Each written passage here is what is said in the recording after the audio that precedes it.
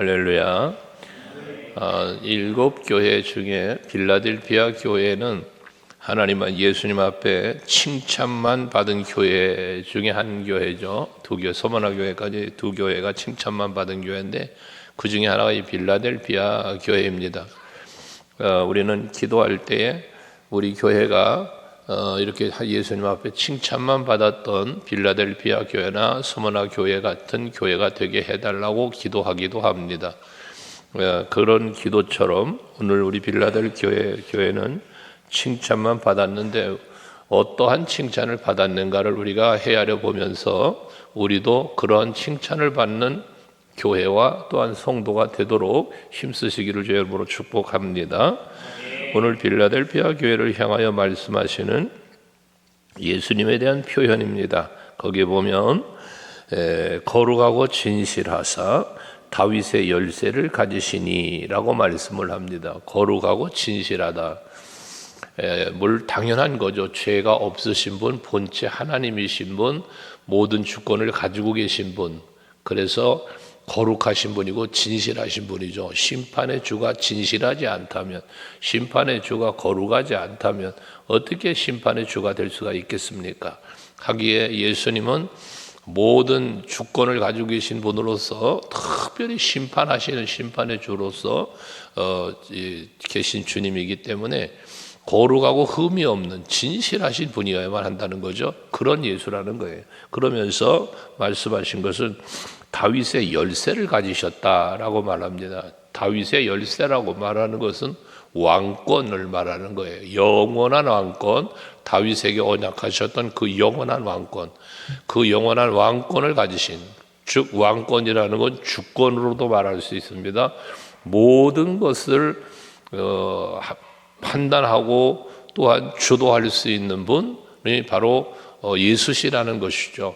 근데 그 영원한 왕권을 가지시면서 하시는 말씀이 뭐냐면 열면 닫을 사람도 없고 닫으면 열 사람이 없는 이라고 말합니다. 그 다윗의 열쇠를 가지셨는데 이 열쇠를 가지고 닫으면 아무도 못 열어, 열면 아무도 못 닫아, 이런 주권, 왕권을 가지고 계시다는 의미잖아요. 근데 이렇게 문을 열고 닫는 것에 대해서는 말씀은 뭐냐면 우리의 구원을 말하는 거예요. 하늘의 문을 닫으면 들어가지는 못해, 열면 들어갈 수 있어요. 이런 비유적인 표현이거든요. 예수께서 그 마지막 때 하나님의 심판에 관한 말씀을 열 처녀의 비유로 마태복음 25장에 보면 하실 때에도 보면 신랑 예수가 오실 때에 이제 열 처녀가 등불을 준비했다고 그랬잖아요. 근데 마지막 주님이 더디 오시니까 다 불이 꺼져가고 졸며 다 잤다는 거예요. 그런데 이제 신랑이 오신다 하는 소리가 들리니 기름을 넉넉히 준비했던 다섯 처녀는 불을 밝혀 신랑을 맞이했고, 기름을 넉넉하게 준비 못한 다섯 처녀는 그제서 기름을 준비하러 갔다가 와봤지만 어떻게 됐습니까? 문이 닫혀버렸다 그랬잖아요. 그래서 기름을 넉넉히 준비한 다섯 처녀를 슬기로운 다섯 처녀다 하고, 기름을 넉넉히 준비 못했던 다섯 처녀를 미련한 다섯 처녀다라고 비유를 하시면서 문이 닫힌 뒤에 달려와 봤지만 어떻게 돼? 너희가 누구냐, 너희와 난 상관없다 라고 문을 안 열어준, 이런 비유의 말씀을 하시지 않았습니까? 바로 그 말씀을 이해하시면 이 답이 나와요. 열쇠를 주님이 가지고 계신데, 다윗 열쇠를 갖고 계시는데 열어놓으면 들어올 수 있어, 닫으면 못 들어와. 그렇다면 지금 저와 여러분에게는 예수님은 그 문을 열어주시는 분이세요. 왜? 우리는 예수를 믿고 구원받은 성도이기 때문에.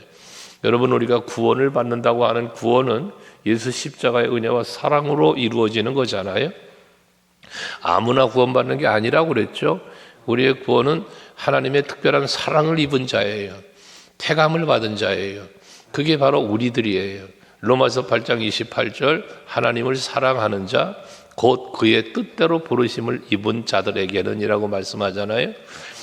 이사야서 43장도 말씀하신 것처럼 내가 너를 지었다, 내가 너를 창조했다, 내가 너를 택하였다, 내가 너를 구속하였다, 이런 모든 것, 하나님의 주권적 섭리로 택하시고 여러분들을 구속하셨단 말씀이잖아요. 그러니까 우리 택함 받은 자들에게는 열린 문이지만 그러나 버림받은 자들에게는 닫힌 문이 되어지고 마는 거다 그 말이에요. 이렇게 절대적 주권을 가지시고 이제 그 구원의 역사를 이루시는 예수님이 지금 말씀하고 계시다는 것입니다. 우리는 감사해야 할 일은 이렇게 그 주권적인 섭리 안에 구원의 역사를 이루시는 주님께서 저와 여러분들에게는 열린 문이 되셔서 우리가 그 구원의 반열에 하나님의 나라에 들어갈 수 있게 되었다는 이 사실 앞에 감사하며 감격하셔야 합니다. 늘 말씀드렸지만 우리가 천국만 있다면 가치가 떨어져요. 다 천국만 있다면. 근데 지옥이 있다는 사실을 알아야 돼요, 여러분. 지옥이 있는데 지옥을 안 가고 내가 천국에 가게 됐다는 것이 그 가치가 대단한 가치 아니겠습니까? 버림받는 자가 있는데 나는 대감을 입었다. 이게 얼마나 대단한 가치 있는 축복입니까? 시편 1편에 복 있는 사람은 이라고 말할 때 그 복의 가치를 우리가 알아야 한다라고 말씀드렸지 않습니까? 우리가 예수 그리스도의 그 엄청난 은혜와 사랑을 입었다는 사실, 그 왕권을 가지시니가, 절대적 주권을 가지시니가 우리를 버리지 아니하시고 택하여 하나님의 자녀 삼아 주시고 하늘 문을 열어 들어갈 수 있게 주셨다는 이 사실 앞에 감사하는 여러분 되셔야 합니다. 그러면서 8절에 말씀하시기를 내가 내 앞에 열린 문을 두었으되 능히 닫을 사람이 없으리라 라고 말합니다. 여기서 말하는 이 열린 문이라고 하는 것은 앞에서 말한 다윗의 열쇠를 가지고 열면 닫을 사람이 없고 닫으면 열 사람이 없다는 이 열쇠를 가지신 이를 말씀했다면, 여기서 말하는 열린 문을 너희 앞에 두었다라고 하는 이 열린 문은 바로 이 예수 그리스도를 전할 수 있는 복음의 문이 열려 있음을 의미한다라고 말씀하고 있습니다. 그러니까 우리 앞에는 지금 무엇이 있다? 열린 문이 있어. 이 열린 문이 무슨 열린 문이냐? 복음을 전할 수 있는 문, 예수를 전할 수 있는 문, 다시 말해 우리에게 주어진 기회가 있다는 거야. 아직 기회가. 예수님이 문을 아직 안 닫으셨다는 거예요. 열어놓고 계신다는 거예요. 그러니까 이 열린 문이 열려 있을 때 우리는 뭐 해야 되냐? 그 문, 열린 문으로 들어갈 수 있도록 많은 영혼을 초청하여 불러 그 문을 들어가도록 해야 할 사명이 우리에게 주어졌다는 거예요. 이 빌라델피아 교회에 그 열린 문을 두었다는 거예요. 그러니까 너희 이 빌라델피 교인들아, 너희들한테 지금 문이 아직 열려 있어. 그러니 이 열린 문으로 너희들도 들어와야 하고 또 다른 사람들도 들어올 수 있게 해 주어야 한다는 거예요. 여러분, 교회론을 계속 말씀드리면서 교회의 본질의 두 가지를 여러분에게 말씀드렸었죠. 그 본질 두 가지가 뭐냐? 첫째는 영혼 구원이고 둘째는 하나님 나라 확장이라고 그랬습니다. 교회가 해야 할 일입니다. 교회가 세워진 목적입니다. 하기 때문에 지금 빌라델피아 교회에게 열린 문을 두었던 것처럼 지금 우리 서강교회에도 이 열린 문을 두셨다는 사실을 우리 잊지 말아야 합니다. 오늘도 여러분들 전도하느라고 애쓰셨는데 우리가 복음을 전하며 전도하는 것, 열린 문이 아직 우리에게 있기 때문에, 우리에게 아직 기회가 주어져 있기 때문에 복음을 전파할 수 있는 그 기회가 우리에게 아직 남아있다는 이 사실 앞에서 우리는 감사하면서 복음을 전하는 겁니다. 여러분들에게 간혹 그런 말씀 드렸죠. 하나님 앞에 가면 저는 그런 그림을 그리면서 사역을 한다라는 말씀을 드린 바 있어요. 하나님 앞에 갔을 때에 뒤를 돌아보아라. 그에 따르죠. 뒤를 돌아보니까 많은 사람들이 모여 있어요. 많은 무리가 모여 있습니다. 하니 하나님께서 말씀하시기를 그 사람들이 다 네가 전한 복음을 듣고 예수 믿고 구원받아서 하나님 여기 와 있는 무리들이다. 저게 다 너의 상급이요 면류가 아니다. 아멘 좀 하면 안 돼요? 그러실 것 같다 그 말이요. 그러실 것 같다. 그 할렐루야 아닙니까? 복음을 전하고 말씀을 전할 때마다 성도들이 그 말씀으로 힘을 얻고 자기를 성찰하며 살피면서 하나님이 보시기에 합당한 모습으로 살아가서 그들이 하나님 앞에 서 있는 그 모습. 근데 바울도 그랬잖아. 너희는 나의 기쁨이요 자랑이요 면류가 아니라는 거야. 빌립보 교회를 향하여. 이런 것처럼 그런 생각이 저는 불현듯하게 들어요. 근데 간혹 또 반대로 생각해 보면 뒤를 돌아봤더니 아무도 없나이다. 아무도 없어. 그래서 아무도 없는데요. 그랬더니 너는 세상에 살면서 이 열린 문을 두은 것처럼 복음을 전할 수 있는 기회를 너희가 수없이 주었건만 너는 한 사람도 전도하지 못하고 영혼 구원하지 못하고 왔다 하고 책망할 수도 있다라는 것이죠. 여러분들은 하나님 앞에 가서 뒤돌아보라 했을 때에 뒤를 돌아보니 얼마나 있을까? 얼마나 많은 무리가 있을까? 여러분 뒤돌아보면 여러분 뒤에는 한 번은 헤아려 보며 생각해 볼 수 있어야 된다는 사실이에요. 이 얘기는 여러분에게 수차례 말씀드립니다. 우리는 열린 문이 내 앞에 있을 때에 영혼을 구원하는 일에 힘써야 하고, 그 열린 문으로 나도 들어가지만 그 누군가와 더불어 들어갈 수 있는 우리들이 되어야 할 것입니다. 이게 우리에게 주어진 기회라는 사실, 복음을 전할 수 있는 기회, 영혼을 살릴 수 있는 기회가 되어져야 한다는 거예요. 우리 찬송 중에 내 형제여 예수 믿지 않다, 저 지옥에 가려는가가 안타까운 찬양을 우리가 한 경우가 있잖아요. 가사가, 찬송가가. 그 예수 믿지 않다가 저 영원 바른 불에 빠지겠다 너, 이런 안타까운 마음으로 우리가 전도를 위한 찬송을 부르기도 하는데, 이 마음이 우리에게 있어야 되는 겁니다. 그래서 내가 사랑하는 아무개가 예수를 아직 안 믿어. 근데 저 지옥 가게 생겼어. 어떻게 그걸 그냥 두고 보냐고 말이요. 내 남편이, 내 자식이, 내 형제가, 내 사랑하는 친구가, 이거 참 안타까운 일 아니겠어요? 그런 마음을 우리는 가져야 돼요. 그래야만 이 복음을 전할 수 있는 거예요. 어쨌든 열린 문을 두었다, 우리에게 복음 전할 기회를 두었다는 것이고, 능히 닫을 사람이 없어. 예수님께서 주신 기회는 우리에게 주어진 거, 아무도 그걸 방해할 수도 없다는 거예요. 그러면서 내가 네 행위를 아노니 라고 말씀하는데, 하나님께서는 우리들을 다 보고 계신다 그랬죠? 알고 계신다. 시편 33편인가요? 말씀해 보면 예수께서, 여호와 하나님께서 우리를 굽어 살펴보신다, 그런 말씀이 있는데, 여러분들 항상 하나님은 여러분을 굽어 살펴보시는 하나님이에요. 가까이 보시는 하나님 말씀하는 거예요. 그러니까 내가 너의 행위를 안다는 거예요. 그만큼 여러분을 자세히 알아. 여러분의 마음의 생각을 알아. 여러분들의 행동을 알아. 여러분의 모든 삶의 습관을 알아. 오늘도 예배하는 걸 하나님 다 아시고 보시고, 여러분의 기도의 제목, 마음의 소원 다 알아. 형편사정 다 알아, 하나님. 그러니까 네 행위를 아신다는 거예요.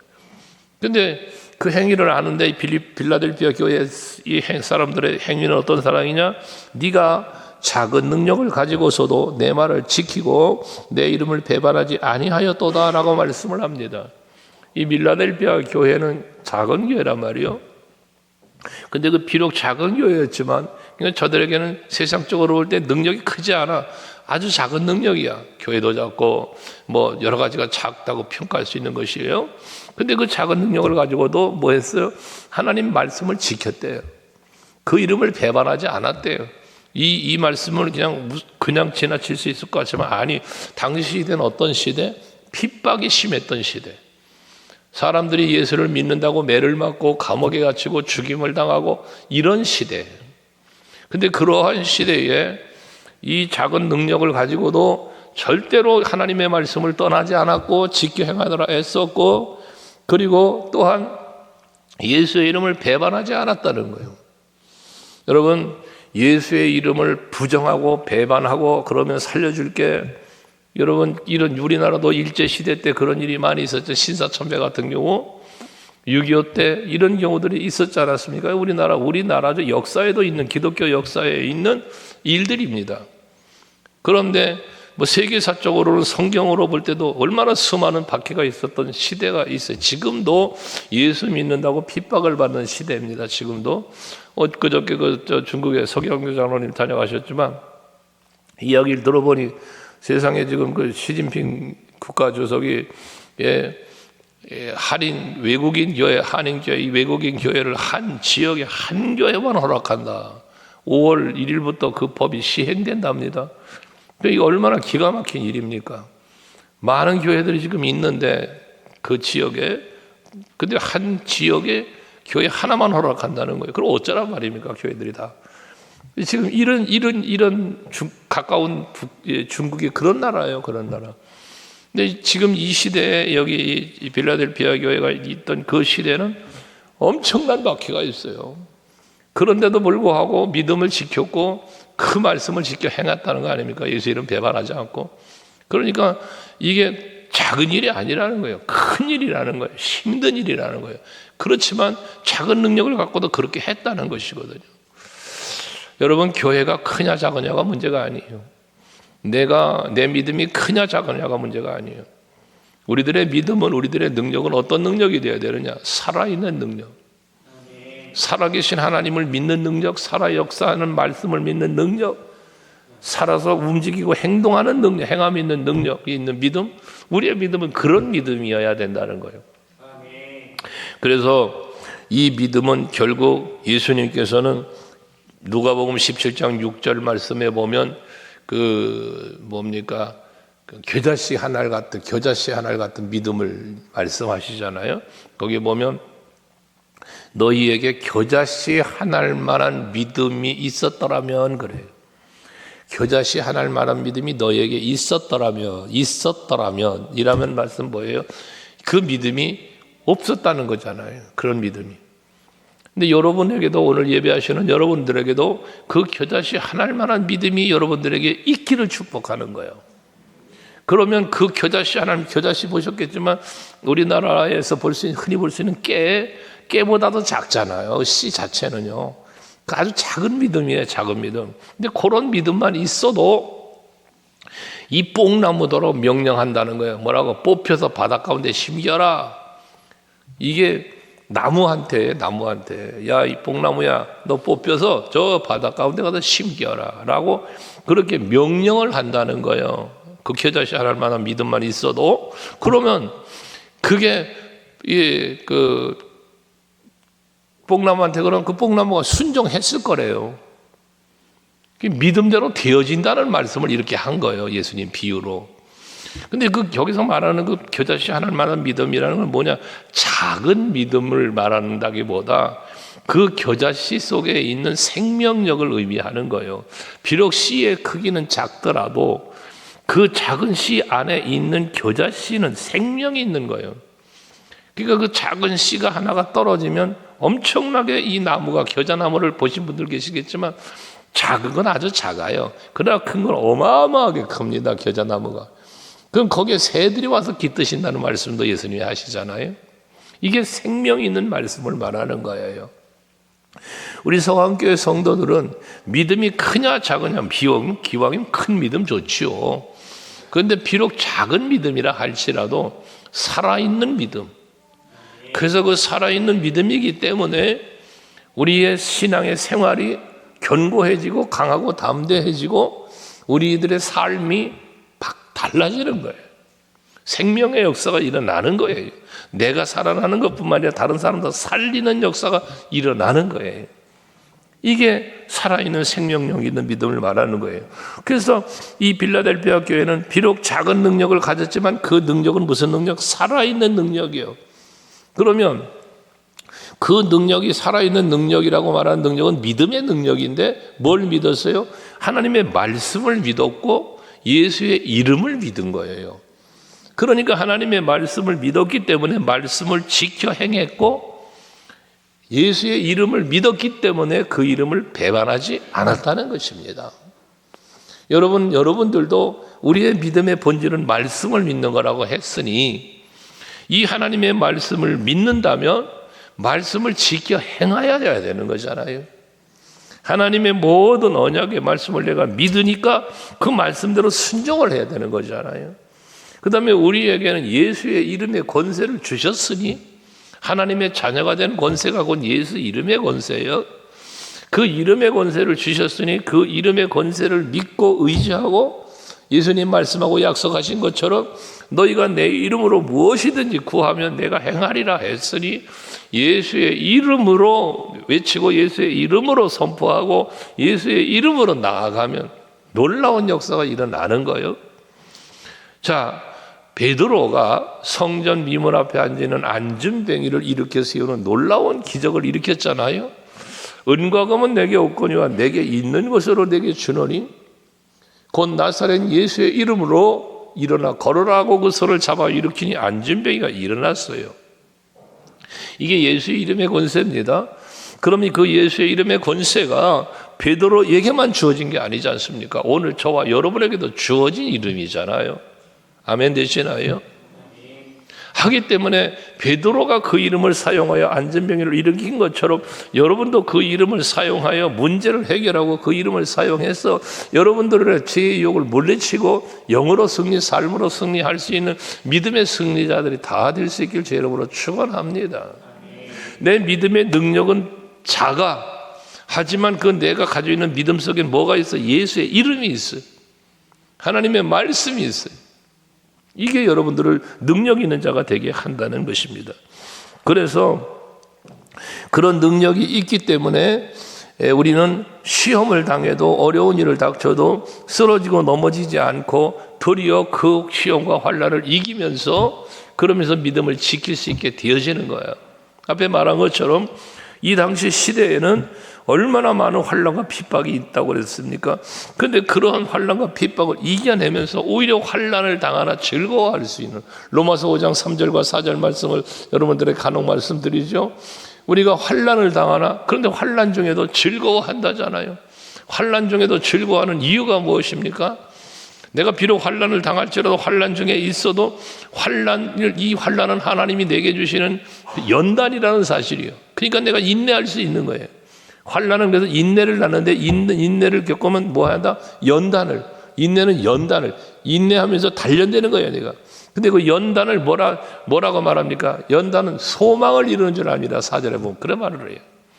그러니까 환난 중에도 즐거워하는 건 환난 중에도 뭐예요? 소망을 보내, 소망을. 이게 바로 살아있는 믿음의 사람이 누리는 삶의 모습인 것입니다. 여러분들이 그런 믿음의 사람이 되시기를 바라는 거예요. 그러니까 그렇게 배반하지 않고 믿음을 지킨 저들을 보면서 예수께서 9절에 뭐랍니까? 보라 사단의 회당. 사단의 회당이라는 사단의 회당. 근데 여기 사단의 회당이라고 말하지만 그 뒤에 뭐라 그래요?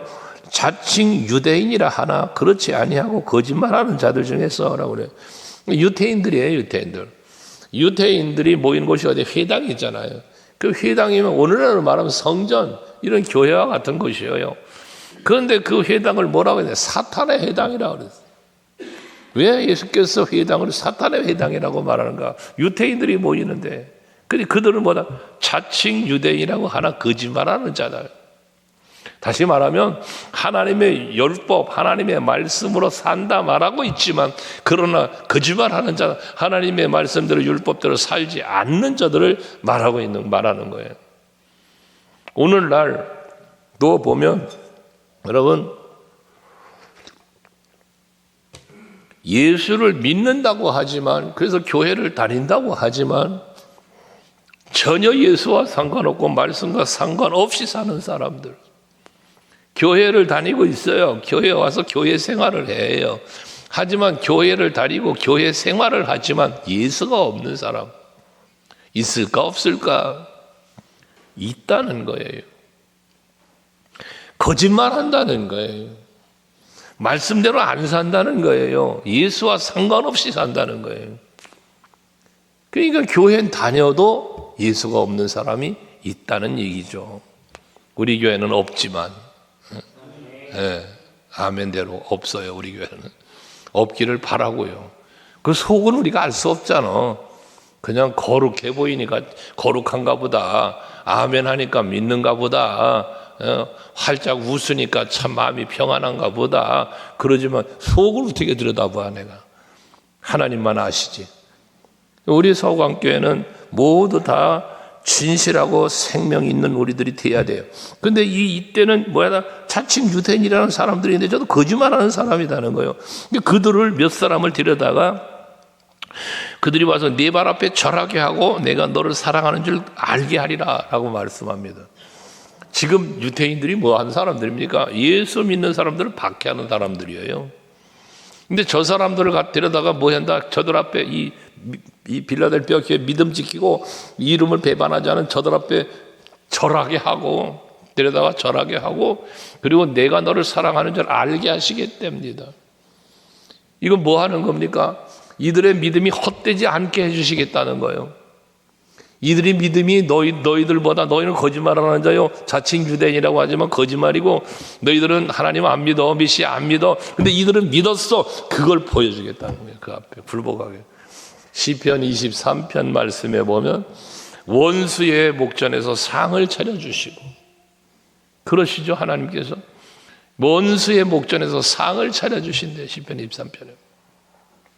여러분, 그걸 뭘 말하는 겁니까? 세상에서는 너를 박해했고 너를 괴롭혔던 그 원수들, 근데 그 원수들 앞에서 너를 세워주신다는 거 아니에요. 하나님이 높여주신다는 거 아니겠어요? 그러니까 믿음의 결과, 믿음을 지킨 결과는 하나님이 높여주시는 은혜 속에 산다는 걸 말하는 거예요. 잠언 3장 말씀에 보면 하나님의 말씀을 네 마음에 새기고 목에 매며 그를 지켜 행하고 살면 하나님께서 복을 주시는데, 여러분, 하나님과 사람 앞에 은총과 존귀 여김을 받으리라. 이게 하나님 말씀입니다. 약속입니다. 여러분들이 아무리 힘들고 어려운 시대에 환경 속에 산다 할지라도 여러분들은 확실한 생명력 있는 믿음으로 말씀을 잘 믿고 지켜 행하고 예수 이름을 배반하지 않으면 여러분들을 하나님이 이렇게 높여주신다는 것이에요. 그래서 10절에 말씀하죠. 네가 나의 인내의 말씀을 지켰은즉, 앞에서도 말했죠. 작은 능력을 가지고 내 말을 지켰다고 말씀한 것처럼 네가 나의 인내의 말씀을 지켰은즉 이라고 말합니다. 여기서 인내의 말씀을 지켰다라고 하는 건 의미가 뭐냐면 하나님의 말씀을 지켜 행하려면 뭐가 필요하다?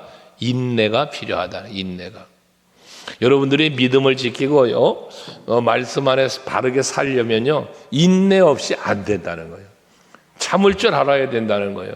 그게 없으면, 인내함이 없으면 여러분 이 말씀을 지켜 행할 수가 없는 거예요. 그래서 사도 바울이 그러잖아요. 내가 선한 싸움 싸우고 달려갈 길 마치고 믿음을 지켰으니 그러잖아요. 그 믿음을 지키기 위해서 뭐 했다는 거예요? 선한 싸움 싸웠다는 거예요. 그 믿음을 지키면서 뭐 했어요? 달려갈 길 마쳤다는 거예요. 사명에 달려갈 길 사명. 여러분, 우리 서강 교회의 사명이 있을 거고 여러분 개인의 사명이 있을 거예요. 그 사명을 감당하기 위해서 뭐 해야 된다? 선한 싸움 싸워야 되고요, 믿음 지켜야 되는 거예요. 그러려니까 뭐해? 그건 영적인 싸움으로서 하나님의 전신갑주를 입지 않고는 안 되는 거예요. 에베소서 6장에 말하는 것처럼 여러분이 하나님의 전신갑주를 입는 것인데, 하나님의 전신갑주가 뭐라? 말씀이라 그랬지. 말씀. 그러니까 말씀으로 옷 입는 것, 말씀으로 옷 입는 건데, 여러분 말씀으로 옷 입는다 그래서 무슨 성경책 갖고 옷을 만들어 입어? 그 어디 장례 할 때 뭐라 합니까? 이게 염할 때 입는 옷 있잖아요. 돌아가신 분 옷을 입힐 때 그 어떤 기독교 성우 기독교 거기서 장례 거기서 이거 옷 입히는 걸 말씀으로 이렇게 막 해가지고 그것도 봤는데요. 그게 하나님 전신갑주입니까? 하나의 모양이지, 그냥 모양. 우리가 하나님의 전신갑주라는 거는 뭐 옷에다 성경 말씀 질질질 써가지고 입는 그거 아니잖아요. 말씀을 믿는 믿음이 곧 하나님의 전신갑주가 되는 거예요. 여러분이 하나님의 말씀을 견고하게 확실하게 믿는 것, 그 믿음이 곧 내가 하나님의 전신갑주를 입는 거예요. 입는 거. 그래서 그렇게 믿음으로 전신갑주를 입으면 싸울 수 있는 힘이 생겨요. 그 말씀이 믿어지니까 인내가 되는 거예요. 매를 맞아도 참고, 감옥에 갇혀도 참고, 죽임을 당해도 참고, 그 이름을 지키면서, 예수 이름 말씀 지켜 행하면서 사는 수 있는 거예요.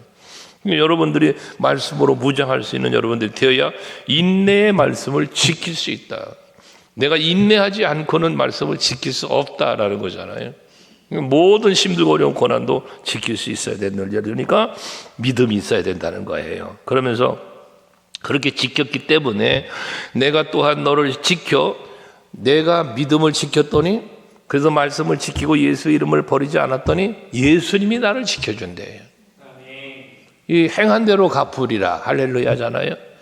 내가 예수의 이름을 버리지 않고 배반하지 않고 굳건히 그 이름 잡고 살았어. 하나님의 약속의 말씀을 믿고 말씀을 떠나지 않고 지켜 행했어. 그렇게 인내하면서 견디면서 그랬더니 이제는 예수님이 나를 지켜주신다는 거예요. 어떻게 지켜주시는가? 시험의 때를 면하게 하리라 라고 말합니다. 시험의 때를 면하게 하신다. 여기서 말하는 시험의 때는 무슨 말씀이냐? 마지막 심판의 때를 말하는 거예요. 마지막 심판의 때, 마지막 주님이 오실 때가 되면 더 마귀들은 득세하고 더 힘든 때가 오는 거예요. 근데 그렇게 마지막 때에 그 마귀들이 마지막 발악을 할 때인데, 그 마지막 발악을 하는 그때에 그거를 시험을 면케 해주신다. 이 말은 이기게 해주신다는 거죠. 이기게. 그 시험에 넘어지지 않도록, 마귀의 미혹에 빠지지 않도록 예수께서 친히 지켜주신다는 거예요. 이 얼마나 감사한 일입니까? 그러면서 뒤에 이어지는 말씀, 이는 장차 온 세상에 임하여 땅에 거하는 자들을 시험할 때라. 그러니까 온 세상이 시험당한 때, 온 세상이 마지막 심판의 때가 가까운 거예요. 그때 하나님이 너를 지켜주신다는 거예요. 근데 하나님이 여러분 지켜주시는 건요, 잠깐 지켜주시는 게 아니에요. 하나님이 여러분을 지키시는 건 영원토록 지켜주시는 거예요. 영원토록. 그래서 마태복음 28장 말씀하시지, 내가 세상 끝날까지 너희와 함께 할 것이다. 우리는 예수를 잊어버릴 때도 있어요. 떠날 때도 있어요. 버릴 때도 있어요. 어느 때는. 하지만 예수는 여러분 결코 버리지도 않고 잊지도 않고 외면하지도 않아. 항상 여러분을 지켜보니까 항상. 그러니 얼마나 감사한 일입니까? 그래서 우리가 그 데살로니가전서 5장 16절 이하 말씀처럼 쉬지 말고 기도해라. 항상 기뻐해라. 항상 기뻐해라. 쉬지 말고 기도해라. 범사에 감사해라.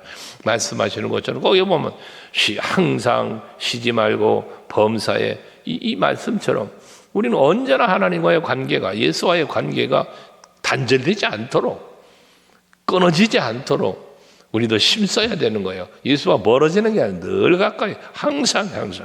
그래서 그 마지막 때가 올 때 끝까지 견디는 이 마태복음 24장 13절에 보면 끝까지 견디는 자가 구원을 얻으리라 말씀하잖아요. 끝까지 견디는 자가 구원을 얻는다는 거예요. 그러니까 여러분, 우리는 주님 오시는 날까지 그 시험의 때가 돼서 환난이 있어도 그 믿음 지키며 인내의 말씀을 지키면서 끝까지 견디는 거야. 끝까지 이기는 거야. 이기는 거. 그러면 구원을 얻고 보좌 앞에 설 수 있게 되어진다는 것 아니겠습니까? 그러면서 11절 말씀, 내가 속히 오리니라고 말씀합니다. 여러분, 주님이 언제 오실지는 몰라. 때를 몰라. 아무도 모른다 그랬어. 그러나 속히 오신다는 것은 분명하다. 이 속히라는 건 언제냐? 속히 지금이라니, 지금. 우린 그 믿음을 갖고 살아야 되는 거예요. 그래서 속히 오리니 네가 가진 것을 굳게 잡아 아무도 내 면류관을 뺏지 못하게 하라라고 말씀합니다. 여러분을 위하여 예비된 면류관, 계시록 2장 10절에 보면 에베소 교회를 향한 약속이잖아요. 이기는 그에게는 내가 생명의 관을 주리라 그랬잖아요. 여러분들을 위하여 예비되어 있는 그 면류관, 그러니까 환난이 있고 힘든 일을 당할지라도 죽도록 충성해라. 그러면 내가 너에게 생명의 관을 내게 주리라 말씀을 약속하신 거 아닙니까?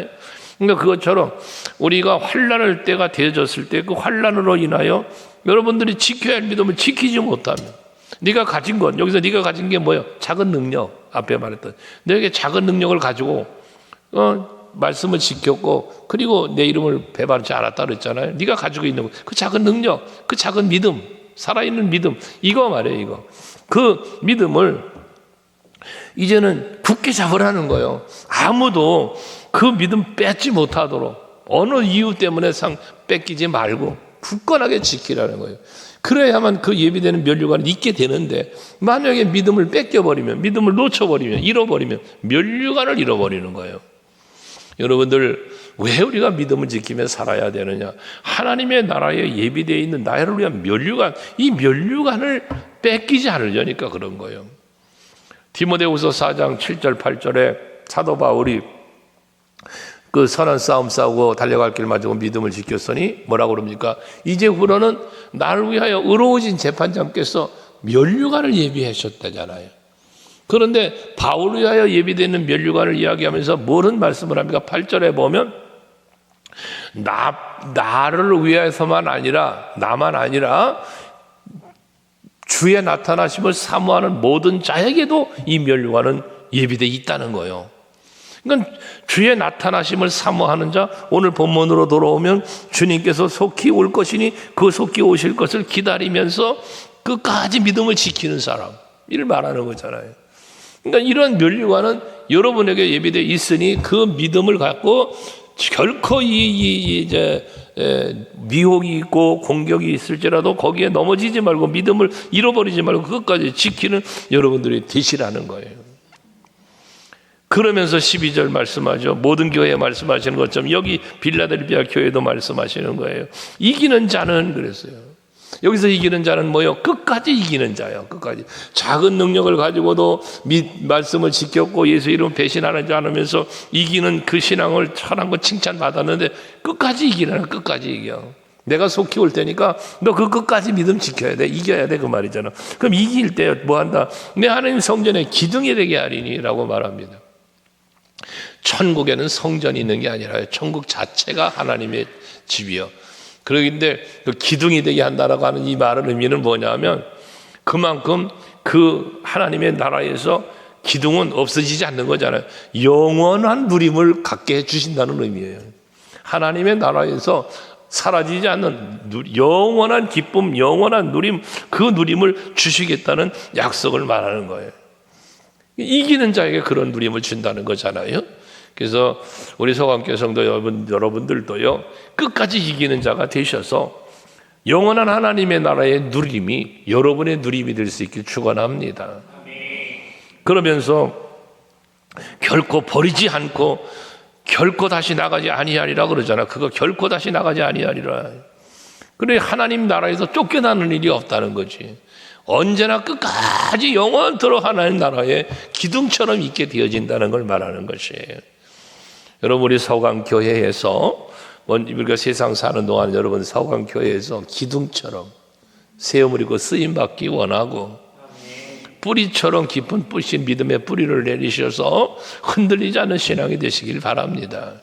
이것 때문에 저것 때문에 이런 사람 때문에 환경 때문에 일 때문에 시험 들고 빠지고 이런 사람이 얼마나 많습니까? 기둥 같은 신앙이 못되기 때문에 그런 거예요. 뿌리 같은 신앙의 뿌리를 내리지 못하기 때문에 그런 겁니다. 여러분들은 기둥처럼 세움 있고 뿌리처럼 견고하게 박아서 흔들림이 없는 그런 신앙으로 여러분들이 끝까지 믿음 지키고 승리하셔서 마지막 주님 오시는 날에 그 기둥처럼 세움을 입고 거기에 여러분들 여기 기록하신 대로 내 하나님께로부터 내려오는 새 예루살렘의 이름과 나의 새 이름을 그 위에 기록하겠다 말씀하신 것처럼 여러분의 이름이 앞에서 생명책을 말씀드린 것처럼 생명책에 기록이 되고 여러분이 하나님의 나라의 기둥처럼 이름이 기록되어서 지워지지 않고 잊혀지지 않는 여러분의 이름, 그 모든 것을 누릴 수 있는 누림의 자리에 여러분 모두가 있기를 주의 이름으로 축복합니다. 모두가 다, 우리 서강교회 성도란 모두 다가 한 사람도 이름이 지워지지 않고 한 사람도 쫓겨나고 버림받지 아니하고 그 열려진 문을 통하여 들어가고 그 안에서의 누림이 또한 영원한 우리 서강교회 성도 여러분들 될 수 있기를 주의 이름으로 축복합니다. 할렐루야. 우리 기도합시다.